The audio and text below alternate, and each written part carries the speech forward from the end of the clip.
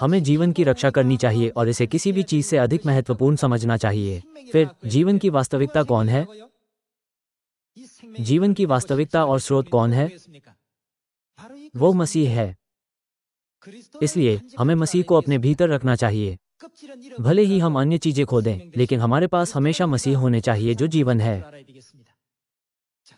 जीवन की वास्तविकता का पिता के युग में क्या नाम था? पुत्र के युग के बारे में क्या?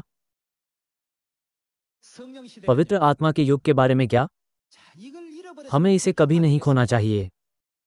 परमेश्वर ने हमें इस बहुमूल्य जीवन को कभी न खोने और जब तक वह न आए तब तक इसे थामे रहने के लिए कहा है। इस जीवन को छीन लेने के लिए शैतान हमारी निंदा करता है, वो हमारा उपहास करता है और हमें संदेह कराता है। इस तरह इसे अनजाने में छीन लिया जा सकता है। इसलिए परमेश्वर ने कहा, मैं जीवन हूँ। इस प्रकार आपको इसे कभी नहीं खोना चाहिए और जब तक मैं दूसरी बार नहीं आता तब तक इसे थामे रहना चाहिए। यूहन्ना 6 की शिक्षाओं के माध्यम से परमेश्वर ने हमें वह सत्य दिया जो हमें इस पर बने रहने देता है। जो मेरा मांस खाता और मेरा लहू पीता है वो मुझ में स्थिर बना रहता है। वे किस में स्थिर बने रहते हैं? वे यीशु में स्थिर बने रहते हैं। और यीशु किस में रहते हैं? यीशु उन लोगों में रहते हैं जो नई वाचा का पालन करते हैं, अर्थात जो फसह की रोटी खाते हैं और फसह का दाखमधु पीते हैं। उन्होंने हमें इसे अंत तक मनाने की आज्ञा दी। ऐसी कई चीजें हैं जो हमारे पास होनी चाहिए, लेकिन कभी कभी हम यह नहीं जान पाते कि क्या होना चाहिए। हवा को पीटते हुए लड़ने वाले न बनो,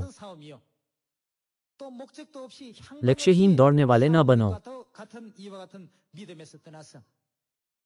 सबसे बढ़कर जीवन को थामे रहो। फिर जीवन कौन है? वो मसीह है। जब हमारे पास मसीह का मांस और लहू होता है तो मसीह हम में रहते हैं। ये सुनिश्चित करने के कई तरीके हैं कि पवित्र आत्मा हमेशा हम में बना रहे। हमें वो करना चाहिए जो मसीह को प्रसन्न करता है। सामरिया में और पृथ्वी की छोर तक परमेश्वर के वचनों का प्रचार करने के द्वारा हमें उन लोगों को आशा, प्रोत्साहन और सपने देना चाहिए जो आशाहीन होकर जी रहे हैं, ताकि वे भी जान सकें भविष्य में स्वर्ग हमारा होगा। ये लिखा है, धन्य है वो जो इस भविष्यवाणी के वचन को पढ़ता है और वे जो सुनते हैं और इसमें लिखी हुई बातों को मानते हैं। परमेश्वर का वचन बहुत बहुमूल्य और महत्वपूर्ण है क्योंकि हम परमेश्वर को जानते हैं, स्वर्ग के राज्य को महसूस करते हैं और इसके माध्यम से पिता और माता से मिलते हैं।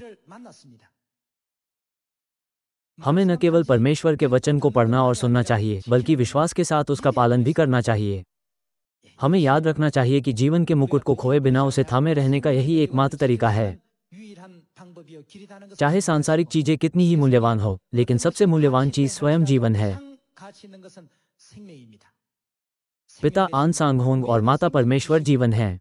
वे हमें जीवन देते हैं और हमें अनंत जीवन की ओर ले जाते हैं।